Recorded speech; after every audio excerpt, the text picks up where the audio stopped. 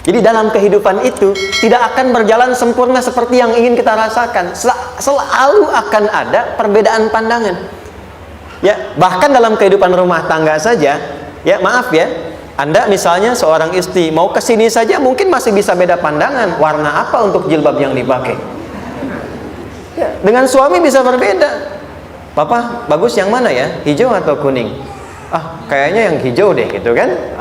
Enggak, kayaknya kuning deh gitu kan. Masih mending ada dua pilihan. Begitu dipakai pink. Bisa berbeda. Anak bisa berbeda. Jadi kesan pertama yang ingin dibangun bahwa dalam kehidupan sudah pasti akan ada keragaman pandangan. Dan yang kedua, yang tidak normal, keragaman pandangan itu boleh jadi melahirkan tindakan-tindakan yang kontraproduktif. Mungkin akan mendapatkan celaan. Allah dicela, malaikat dicela, Rasul dicela, Nabi dicela, sahabat dicela, tabi'in dicela, ulama dicela. Kita siapa yang mungkin belum menjadi bagian dari orang-orang itu dan ingin bebas dari celaan? Itu mustahil. Jelas sampai sini? Jadi kalau mendapatkan celaan, berbahagialah, berarti kehidupan kita normal. Jelas? Pernah mendapatkan celaan dalam hidup? Halo? Pernah disoal oleh orang lain? Pernah direndahkan oleh orang lain? Nah, Allah tuh memberi kesan kepada kita, jangankan engkau, Rasul yang paling mulia saja pernah mendapati itu. Tapi bagaimana seni mendapatkan ketahanan sehingga dalam dicela pun tetap tenang, dalam disoal pun tetap hatinya nyaman. Karena ketenangan itu yang membawa pikiran tenang dan tindakan yang terukur. Dan kadang-kadang ketenangan itu lebih penting bahkan dibandingkan dengan harta yang berlimpah. Seringkali saya berikan perbandingan dari sejak dulu kita belajar kan. Coba pilih mana? Saya yakin masih konsisten. Pilih mana? Kaya tapi gelisah atau miskin tapi tenang. Tidak boleh ada pilihan ketiga, saya tahu itu. Kaya tapi gelisah atau miskin tapi tenang, pilih mana? Ya, saya tahu lah. Kaya tapi tenang. Oke, di fase ini wahyu belum turun. Nabi sudah ngajar, turun wahyu, turun ala-ala, turun beberapa surah. Tiba-tiba ada masa jeda, wahyu belum turun. Sepekan belum turun, sebulan belum turun. Disitulah muncul seakan ada amunisi bagi orang-orang yang tidak senang dengan Nabi, tidak senang dengan ajakan Nabi pada kebaikan. Ini poin yang kedua. Kalau Anda berbuat baik, pasti ada tantangan. Ingat ya, kalau Anda berbuat baik, apapun itu, pasti ada tantangan. Yang menguji konsistensi kebaikan itu apakah serius untuk dilakukan atau tidak. Maka mulai muncul tuduhan. Lihatlah Muhammad dari ditinggalkan sama Tuhannya. Tuh Muhammad udah gila tuh, naik turun bukit, naik turun lagi, kayak orang bengong. Muhammad udah ada beban di pundaknya. Jangankan umatnya, Rasulnya saja yang mengklaim Rasul punya masalah katanya, ya kan? Dan ditinggalkan Tuhannya, kok masih mau ikut Muhammad? Maka dalam keadaan itulah kemudian ditunggu, naik turun, turunlah kemudian dua surah sekaligus, surah 93, surah 94, yaitu surah Ad-Duha dan Al-Insyirah. Nih. Oke. Ini materinya dahsyat ya, penting sekali, saking pentingnya ini cepat habis tuh. Bismillah. Sekali lagi. Jazakallah khair. Ya, lebih kelihatan ya. Baik, yuk pelan-pelan. Jadi turunnya surah Ad-Duha dan surah Al-Insyirah, hikmahnya satu atau fungsinya satu, memberikan petunjuk bagaimana mengatasi satu persoalan sesulit apapun, tapi masih dapat menghadapinya dengan keadaan yang tenang. Satu surah ini atau dua surah ini diturunkan untuk membimbing setiap hamba menuju kepada ketenangan hati. Dua, membangun kekuatan mental sehingga dalam situasi apapun dia tetap kuat mengatasi berbagai persoalan kehidupan. Nanti terapannya banyak, di bisnis ada. Nanti saya turunkan contohnya. Kadang-kadang ikut tender, sudah bagus, sudah menang, tapi proyeknya diambil orang. Ada yang begitu? Nanti ada ayatnya, ada. Nanti kita turunkan. Udah siap-siap, kan? Pengen melamar, ternyata keduluan orang, gitu kan? Udah siap-siap, pengen dapat ini, mau lulus, ternyata nilainya nggak seperti yang diharapkan. Muncul, ada, selalu ada demikian. Nanti kompleksitasnya banyak. Tapi dua surah ini kalau kita bisa kuasai artinya dengan baik, pahami dengan benar, maka akan ada sesuatu yang beda yang terasa dalam jiwa kita dan kesiapan mengatasi setiap persoalan dalam kehidupan. Yuk kita baca dulu ya supaya dapat keberkahannya dari dua surah ini. Saya bacakan, Anda ikuti ya. A'udzu billahi minasy syaithanir rajim.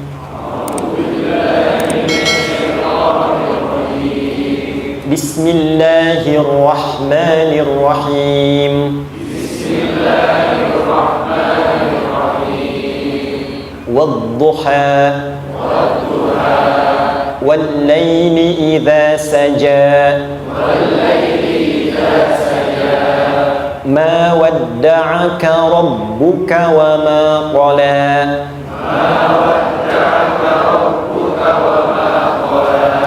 Ma wadda'aka rabbuka wa ma qala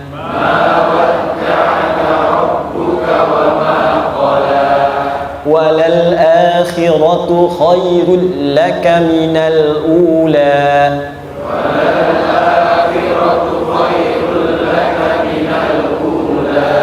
Wala sawfa yu'tika rabbuka fatarda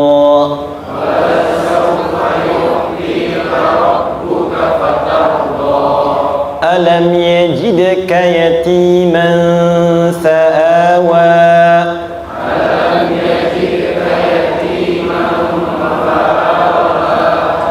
ووجدك ضالا فهدى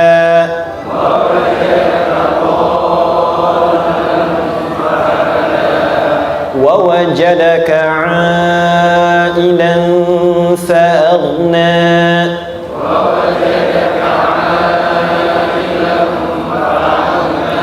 فأما اليتيم فلا تقهر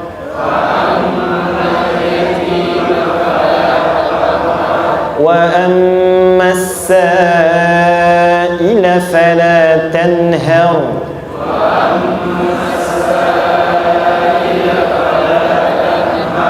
وأما بنعمة ربك فحدث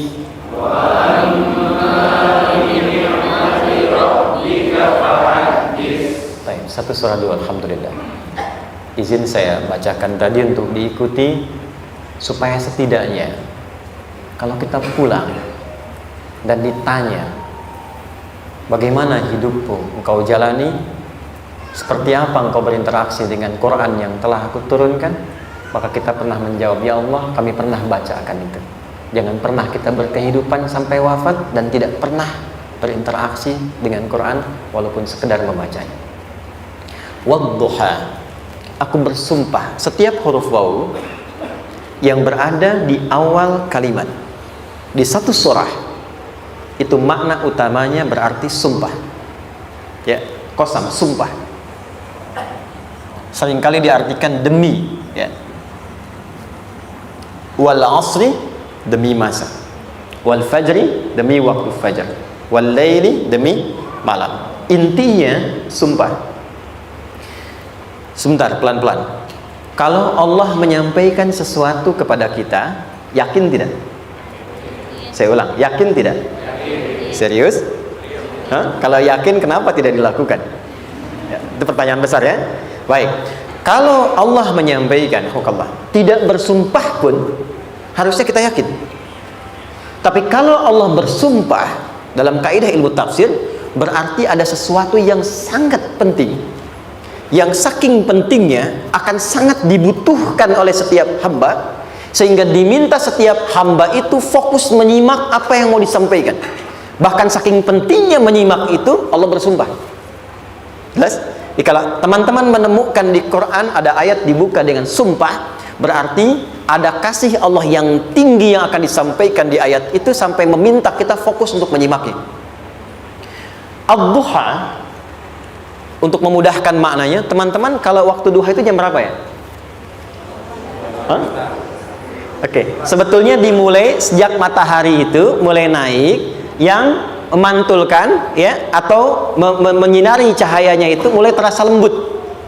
Ya, kalau misalnya kita ambil 1,5 jam setelah subuh. Sekarang subuh 4:30 lah, taruhlah 4:30 ya. 1,5 jam berarti jam 6 kan? Nah, itu awal duha tuh. Awal duha. Sampai ke pertengahan kurang lebih 9:30, jam 10. Akhir duha jam 11 sampai menjelang ke zuhur.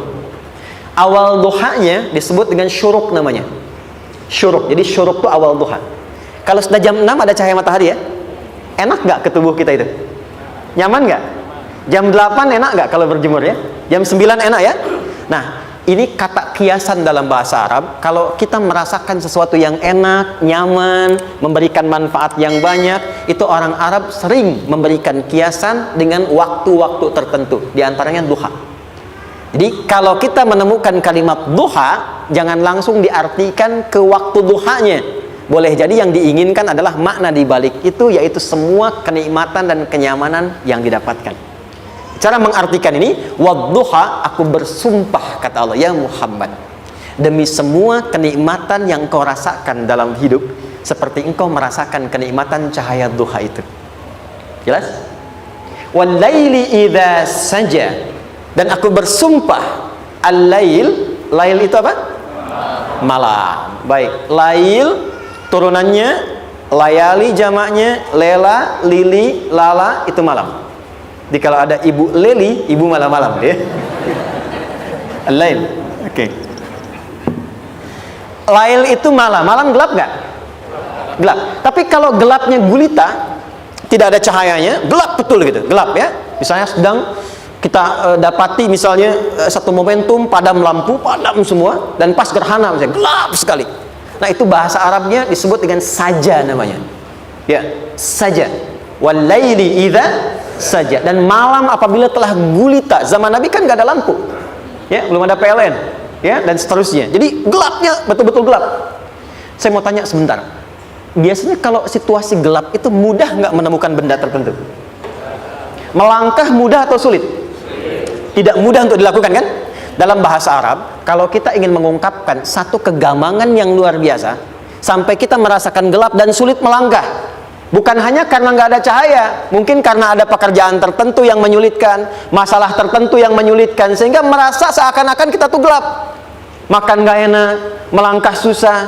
Pernah nggak merasakan situasi yang saking beratnya satu beban itu seakan-akan makan nggak mau, melangkahnya berat, ada vertigo, kadang-kadang pusing. Pernah merasakan itu?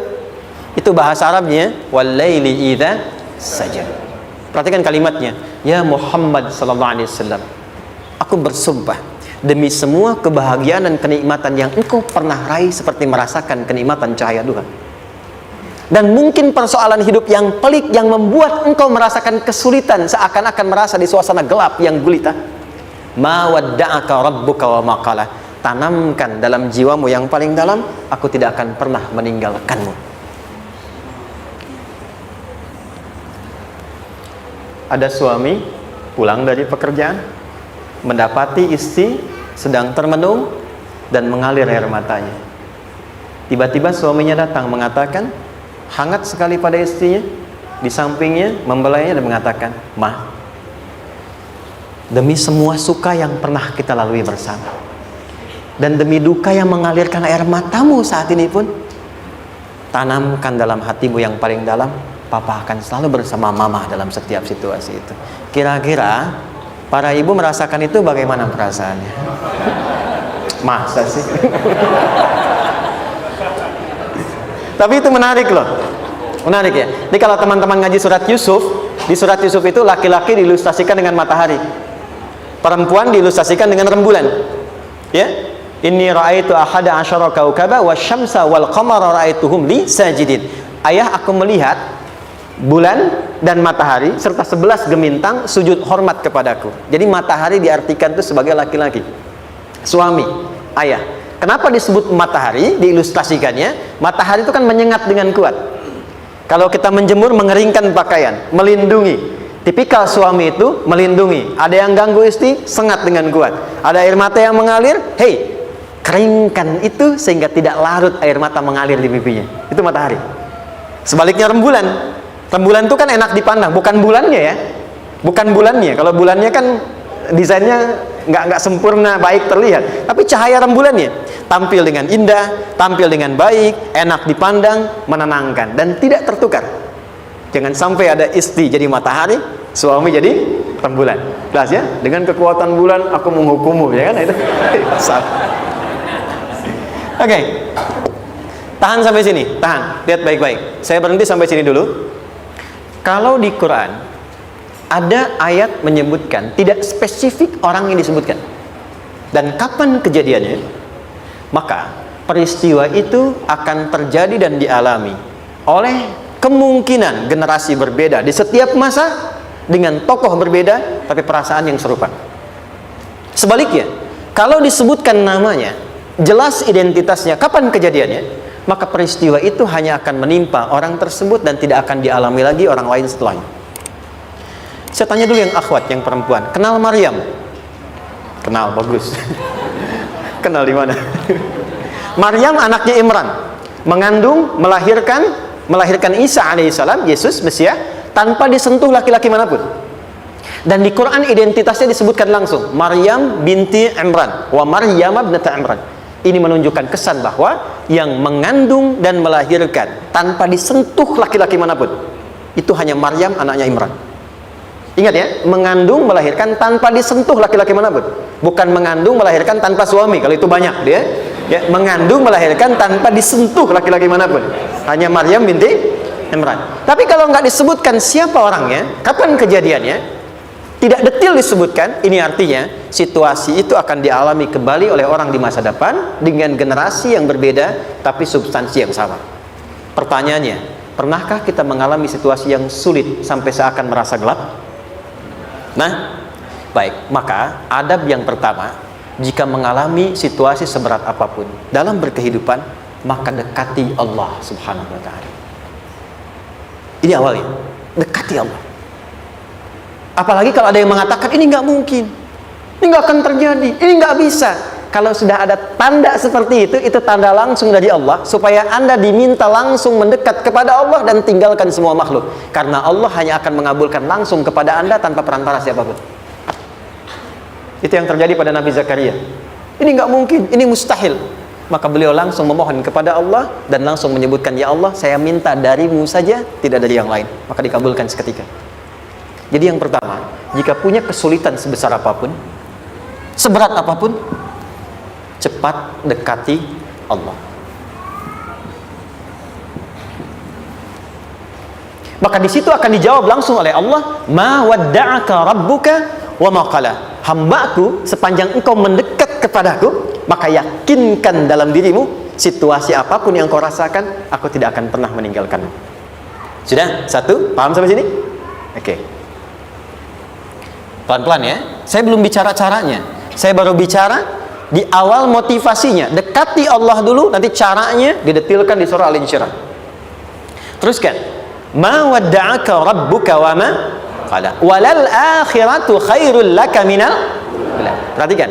Hei, seberat-berat bebanmu saat ini, ingat, satu saat akan tuntas.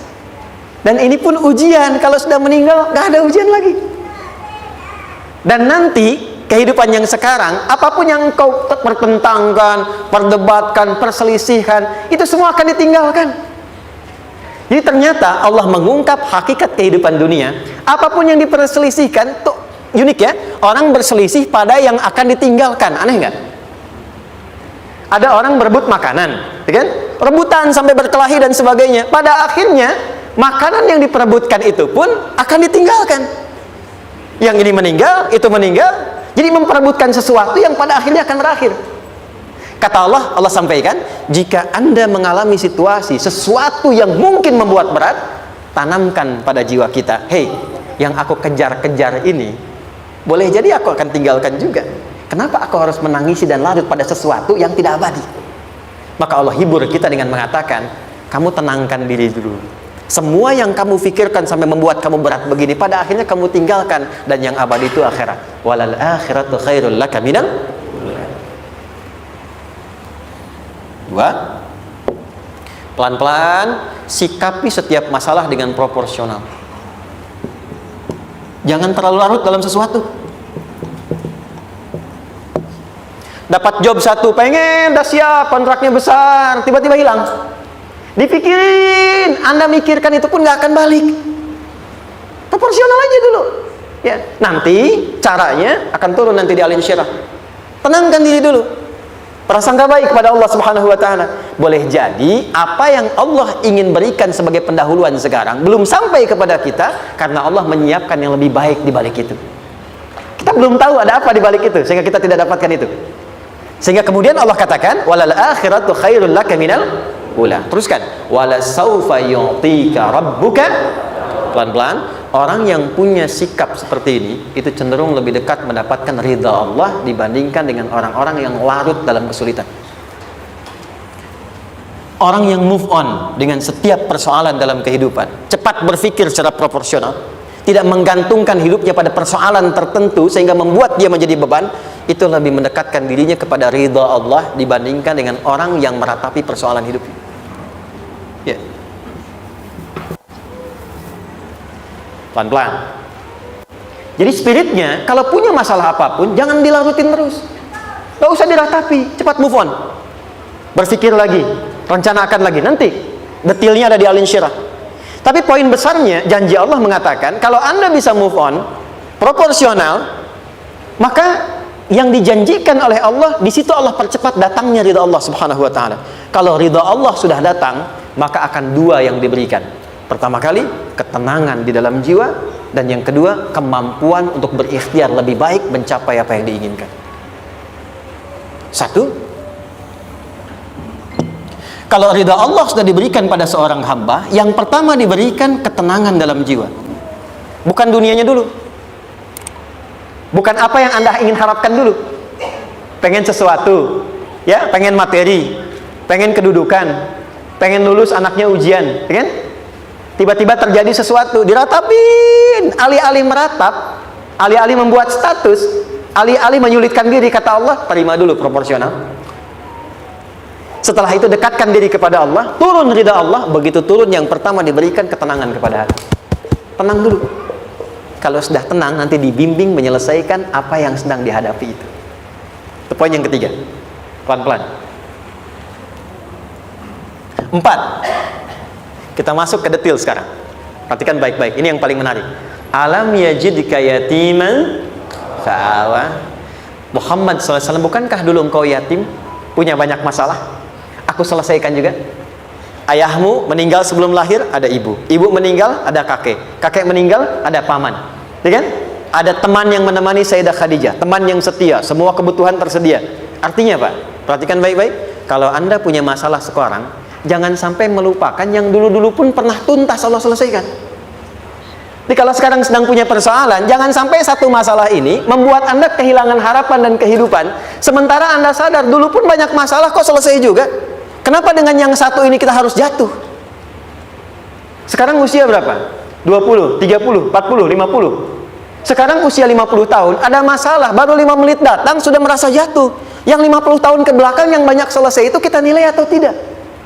Maka kata Allah, seperti yang dulu pernah aku selesaikan ribuan masalah itu, yang sekarang pun mudah aku tuntaskan. Jelas? Nah, secara psikologi, orang-orang yang selalu bertindak seperti itu akan selalu punya harapan lebih tinggi untuk menyelesaikan persoalannya. Jadi kalau sedang punya masalah, pikirkan yang dulu juga selesai, masa yang sekarang nggak selesai. Itu prinsipnya. Secara psikologis demikian. Jelas ya? Oke. Wa wajadaka dhallan fahada.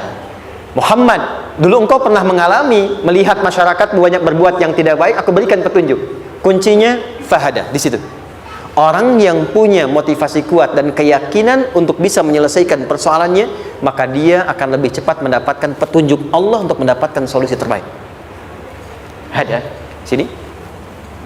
Saya agak cepat ya, mohon izin. Wa wajadaka 'ailan fa'aghna. Bahkan, maaf, bukan sekedar selesai, kalau perlu saya bikin kaya, kata Allah. Aghna itu kalau ilmunya luas. Kalau harta, hartanya banyak. Kalau kedudukan, kedudukannya tinggi. Hei, engkau yang sedang mengejar kedudukan, aku tahan sebentar karena ada yang nggak bagus untukmu di sini. Tapi kalau kamu terima, aku angkat itu lebih daripada apa yang kamu harapkan. Kamu pengennya bintang 2, aku naikkan sampai bintang 4. Kalau perlu 5 sekalian. Hei, kamu yang ingin kampus di sini, aku tahan, bahasa kamu nggak lulus, kamu nangis, kamu mengadu, kamu datang pada orang tua mulai protes, mulai curhat macam-macam. Terima dulu. Mungkin di sini ada yang tidak baik, seperti doa ibumu yang sering memohon, ya Allah, jangan sampai anakku berbuat yang salah, jangan sampai terjebak narkoba, jangan sampai terbawa tawuran. Di sini ada yang kurang tepat untukmu. Kalau kamu ridha, kamu terima, kamu proporsional, bahkan aku pindahkan ke kampus yang lebih baik yang tidak kamu bayangkan sebelumnya. Di orang-orang yang selalu menerima apa yang Allah ujikan dan ridha dengan itu, maka Allah akan angkat derajatnya bahkan melebihi ekspektasi dirinya. Paham? Kalau sudah seperti itu, maka lihat ujung ayatnya. Lihat ujung ayatnya. Fa ammal yatima fala taqhar. Hei, maka jangan pelit berbagi kepada orang lain. Share. Kalau sudah sukses, share. Berbagi, bukan hanya materi, bagi ilmunya, ya, bagi kebahagiaannya. Wa ammas sa'ila fala tanhar. Jangan sampai nunggu orang minta. Kalau lihat ada kawan yang butuh, sekarang Anda sukses. Tapi boleh jadi kesuksesan Anda itu tangganya dari teman-teman Anda. Kalau sudah teraih ke atas, lihat lagi anak tangganya ke bawah. Ajak teman, jangan ditunggu minta. Ajak, bawa dia, berikan peluang. Jangan sampai dia minta, apalagi Anda bentak-bentak. Aku kan yang dulu bantu kamu. Jangan sampai keluar kata-kata itu. Kamu bisa naik di atas karena aku kan yang dulu bantu kamu. Kamu bisa jadi pemeran utama karena aku yang rekomendasikan, karena aku yang dorong kamu. Misal, jangan sampai keluar kata-kata itu. Apalagi langsung keluar, tidak, ini karena ilmuku saja misalnya. Kalau itu bisa dilakukan dengan baik, lihat ujungnya. Wa amma bi ni'mati rabbika fahaddits. Maka semua nikmat yang dirasakan akan mudah untuk diimplementasikan dan disyukuri. Jadi semua nikmat itu bukan cuma dirasakan. Jadi membagi semua nikmat itu adalah rasa terbaik untuk menikmatinya. Maaf ya, Anda kalau punya makanan, dimakan sendiri. Dengan dibagi sama-sama, kira-kira rasa nyamannya yang pertama atau yang kedua? Kedua. Makan sendiri, enaknya sendiri kan? Tapi ketika ada teman berbagi dan tahu, oh enak ya, nyaman ya, ada kebahagiaan, ada ngobrol, ada tertawa, ada kebersamaan, itulah inti nikmat yang sesungguhnya. Wa amma bi ni'mati rabbika. Ternyata masalah yang diberikan bukan ingin memberikan beban, tapi ujungnya, endingnya, supaya Anda bisa mendapatkan nikmat berkualitas yang bisa dibagi. Dilihat surat Ad-Duha itu jangan cuma lihat awalnya, lihat ujungnya. Ternyata ketika seseorang mendapat masalah seberat apapun, itu bukan ingin membebani, tapi ingin meningkatkan kualitas hidupnya supaya mendapatkan nikmat yang lebih besar dan merasakan nikmatnya itu dengan berbagi. Itu poinnya. Jadi kalau sampai sini kita paham dan kita beri nama misalnya dengan fikih ujian, jadi kalau desain ujian ini sistematikanya kita pahami, maka tidak ada alasan untuk mengeluhkan persoalan. Jadi melihat masalah itu bukan sebagai beban, pada akhirnya melihatnya sebagai tangga untuk mencapai kebahagiaan. Jelas sampai sini? Baik, kalau sudah seperti ini, ingin punya masalah atau tidak ingin punya masalah? Tidak. Ingat ya, jadi kalau anak pulang bawa masalah, dilihatnya jangan beban. Oh, Allah ingin menaikkan kualitas pada anak saya, yang dengan itu menjadikan ia mendapatkan nikmat yang belum pernah didapati. Kalau rumah tangga sedang ada masalah, jangan banyak diperseterukan, tapi direnungkan sejenak. Oh, Allah ingin meningkatkan kualitas rumah tangga ini, sehingga kita bisa mendapatkan nikmat yang tidak pernah didapati sebelumnya. Makanya nikmat berumah tangga itu yang terbesar selalu bertambah ketika menyelesaikan masalah. Silahkan cek. Kalau sedang ada masalah berseteru kan, tapi setelah selesai kan jadi lebih nikmat ya. Ya, lebih senang lagi, lebih cair lagi, lebih bahagia lagi, lebih mendukung lagi. Ternyata ada nilai-nilai kebaikan yang tersimpan yang belum disadari sepenuhnya. Pertanyaannya, kadang-kadang mudah diucapkan tapi tidak mudah mempraktekkan. Bagaimana itu semua bisa ditempuh dengan baik sehingga ketika mengalaminya kita bisa tenang menghadapinya. Maka turunlah surah Al-Insyirah. Saya cepat.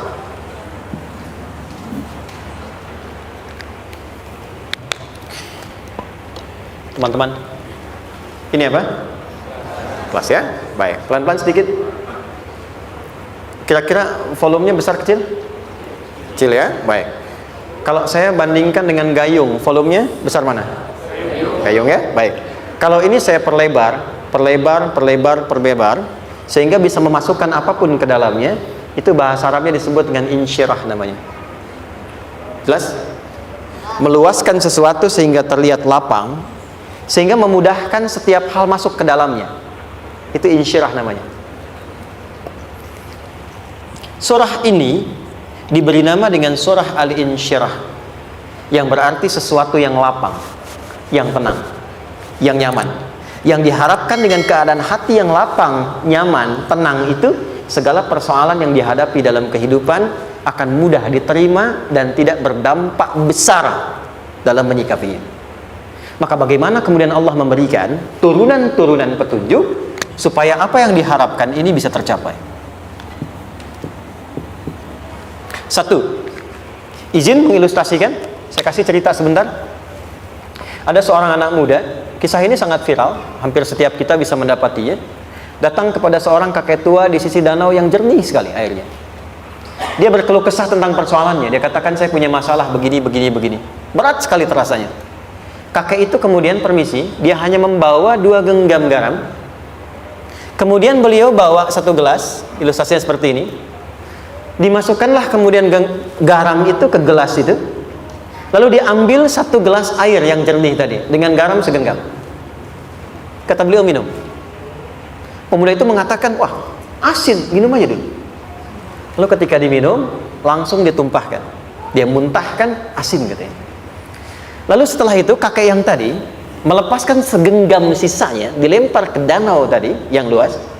Lalu diambil lagi dengan gelas yang sama. Sekarang minum. Bagaimana rasanya? Segar, enak, nyaman. Itulah hatimu. Kalau hatimu sempit sesempit gelas ini, maka masalah sekecil apapun akan selalu menghadirkan kesulitan seperti engkau menelan garam tadi. Tapi kalau hatimu luas, sebesar apapun masalah, tidak akan pernah berdampak pada dirimu kecuali engkau mampu menyusun rencana untuk mengatasinya. Kelapangan hati yang membuat diri kita mampu menerima persoalan apapun, itu yang disebut dengan insyirah. Makanya dulu tahun 90-an ada sinetron Hati Seluas Samudra gitu ya. Saya pernah tahu itu. Sama anaknya diapa-apain juga, masih aja ya menerima gitu. Dulu siapa ya? Jeremy Thomas dan lain-lain ya. Saya kira ada itu. Ya, saya kira itu ya. Saya pernah lihat sejenak ya. Saya jarang-jarang nonton itu. Pernah lihat aja. Saya senang riset.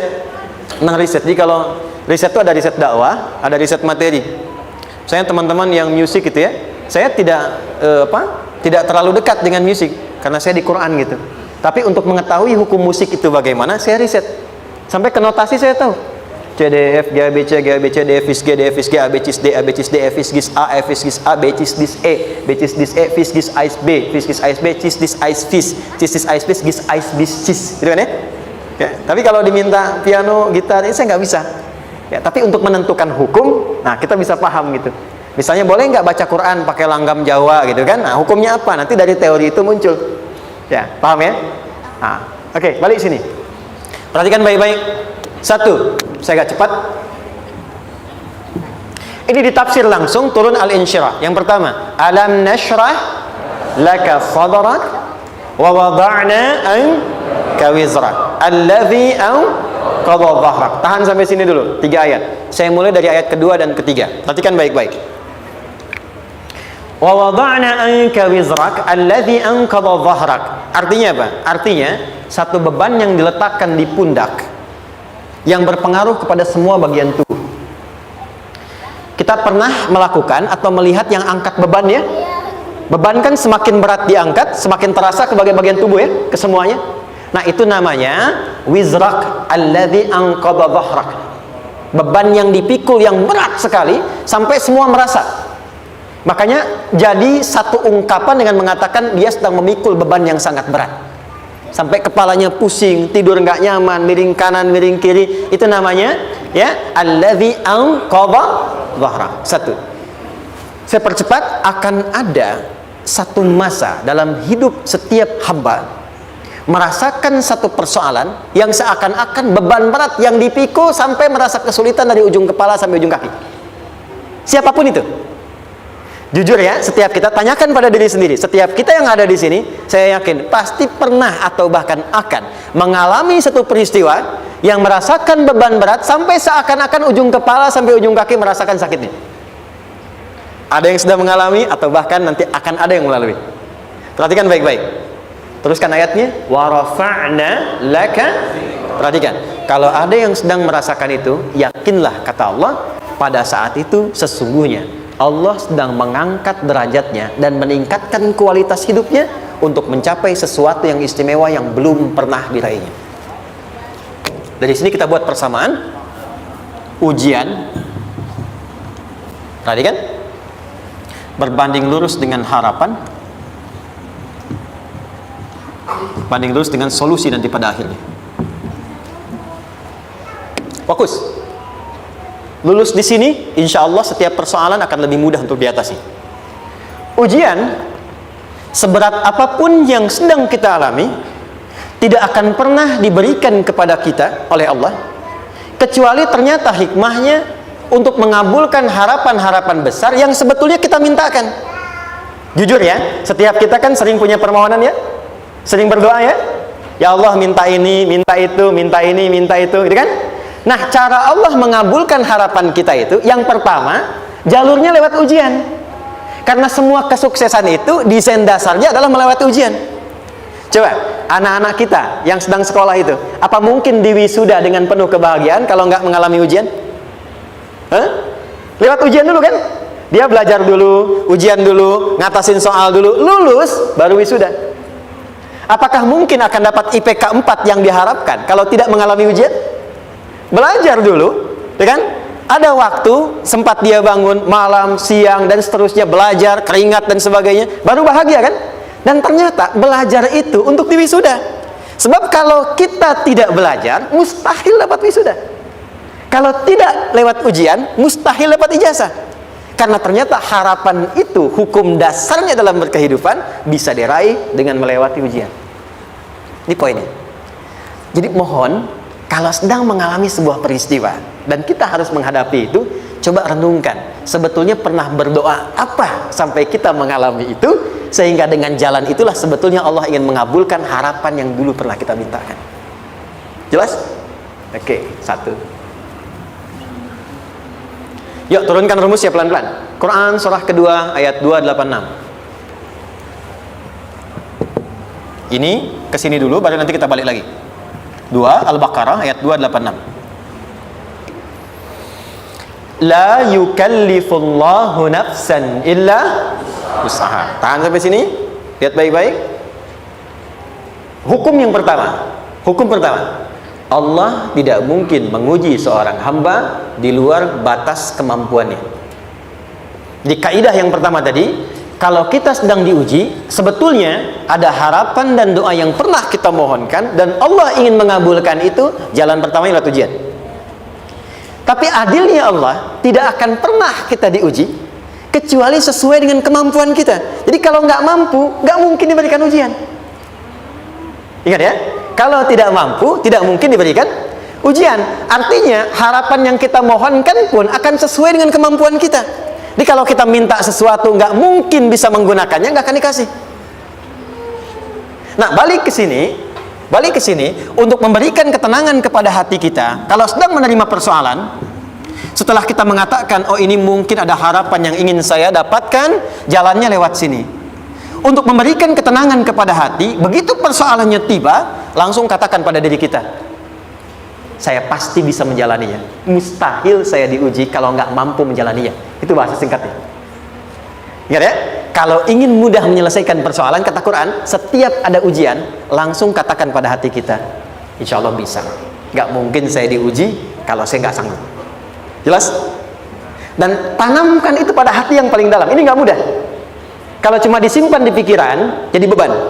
Tapi kalau Anda tanamkan dalam hati, seberat apapun masalahnya, pasti saya sanggup, pasti saya bisa. Pernah lihat dulu ada acara 90-an Benteng Hattori? Oke? Benteng Takeshi ya? Takeshi ya, gitu kan, artinya kan bisa jawab ya. Saya tahu Ninja Hattori mendaki gunung, lewati lembah, ya tahu ya. Son Goku, Songgohan, saya tahu itu. Son Goku, Kamehameha, Piccolo itu, yang nulisnya Suzuki Watanabe, saya tahu itu. Benteng Hattori, balik lagi ya. Benteng Takeshi ya. Puncaknya kan main pakai itu kan, pakai tank ya dan sebagainya. Tapi pernah ingat gak satu episodenya itu? Begitu akan bertarung, kan selalu ada motivator di sampingnya itu mengatakan, ayo kamu bisa, gitu kan? Dia nggak ngaji Quran tuh, kita punya ayatnya. Pernah nggak? Buka lagi ya dulu ya. Oke. Korea, kenapa bisa nyusul Jepang? Salah satunya, waktu Jepang itu maju, setiap di Korea itu ditanamkan dari mulai anak-anak TK-nya. Kita harus lebih daripada Jepang. Sejak anak-anaknya TK. Itu ditanamkan betul. Kita bisa, kita dari TK. Sehingga ketika di sana bikin Honda, sini Hyundai. Hyundai kan dibacanya Hyundai, ya kan? Sana Honda, sini Hyundai gitu. Di apapun yang dibuat Jepang, Korea harus lebih unggul. Itu ditanamkan dari awal. Bisa. Kita itu sekarang punya ayatnya. Jadi kalau sedang punya masalah seberat apapun, katakan pada diri kita, insya Allah bisa. Gak mungkin diuji kalau nggak sanggup. Bisa insya Allah. Bisa. Kenapa mah? Bisa. Jelas? Oke. Sudah di situ teruskan. Lanjutkan. Warafa'na laka dzikra. Teruskan. Fa inna ma'al usri. Nah, ini poin terbesarnya. Fa inna ma'al usri yusra. Fa huruf yang menunjukkan sesuatu berlangsung dengan cepat. Inna di ilmu nahwunya berbunyi begini, di gramatikal bahasa Arab. Harfu nasbin wa taukidin, tansibul isma wa tarfa'ul khabara, mabniyun 'alal fathi la mahalla lahu min al-i'rab. Paham? Tidak. Inna huruf yang digunakan untuk menguatkan informasi agar ditancapkan ke dalam hati sekuat-kuatnya dan jangan pernah ragu. Jadi kalau orang Arab itu nancapkan tongkat begini dan kuat, tidak goyah, itu nasab namanya. Nasabar rajula asahu fil ardi. Inna ini harfu nasab. Jadi kalau ada di Quran dibuka informasinya dengan inna, maksudnya begini, hei, tancapkan informasi dalam hatimu dengan kuat, jangan pernah ragu. Yakinkan pada dirimu. Apa yang harus diyakinkan? Ma'al usri yusra. Inna ma'al usri yusra. Usrun sama dengan yusrun. Lari ke sini. Oke. Apa artinya usrun? Sulit. Oke. Sulit itu ada dua. Ada sa'bun, ada usrun. Kalau kesulitan yang relatif, kata si A sulit, si B mudah, itu sa'bun namanya. Contoh, kata si fulan bahasa Jepang susah, padahal kata yang lain tidak. Saya ke Jepang, anak-anak kecil begini bisa bahasa Jepang gitu kan, bagi mereka mudah gitu ya, saking mudahnya gitu, kata shiwa gitu. Anak-anak kecil bagi mereka mudah, bagi kita belum tentu.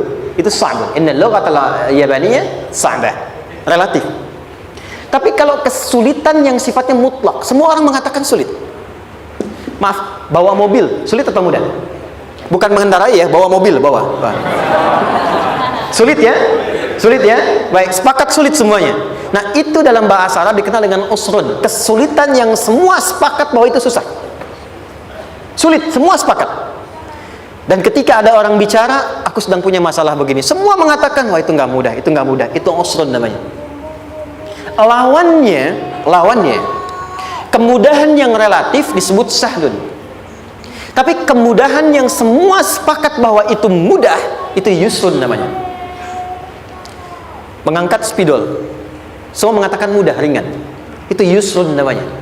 Perhatikan, Allah tidak memasangkan sa'bun dengan sahlun, tapi memasangkan usrun dengan yusrun.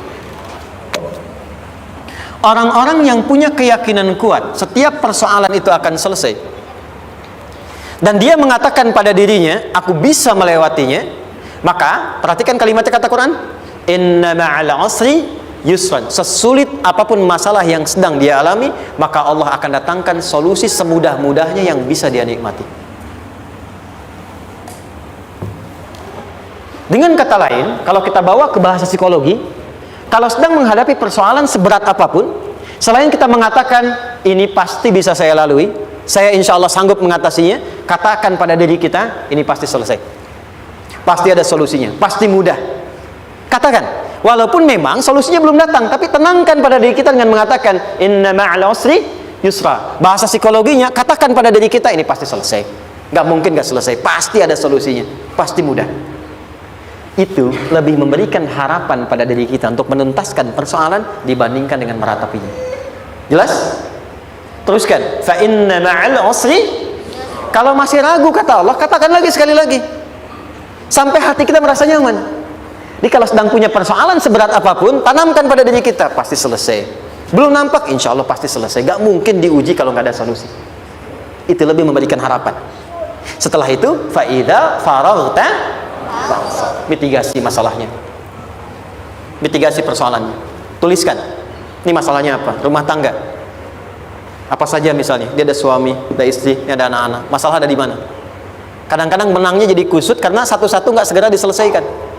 Maka kata Al-Quran, fa'idha faraghta, satu-satu mitigasi dulu. Satu masalah di sini, lihat di suami, lihat di istri. Kalau pekerjaan, masalahnya apa? Sebelum bercabang kemana-mana, petakan. Apakah rekanannya? Apakah relasinya? Apakah kemampuannya? Apakah manajerialnya? Apakah marketingnya? Mitigasi, kotaki semua, selesaikan satu-satu. Setelah itu, apa yang dilakukan? Wa ila rabbika, tawakal sepenuhnya kepada Allah untuk menentukan hasilnya. Tawakal itu yang paling mahal.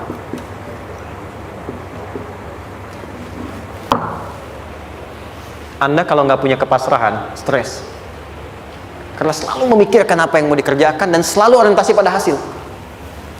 Kita punya tawakal. Kalau kita mampu menyerahkan sesuatu, gini.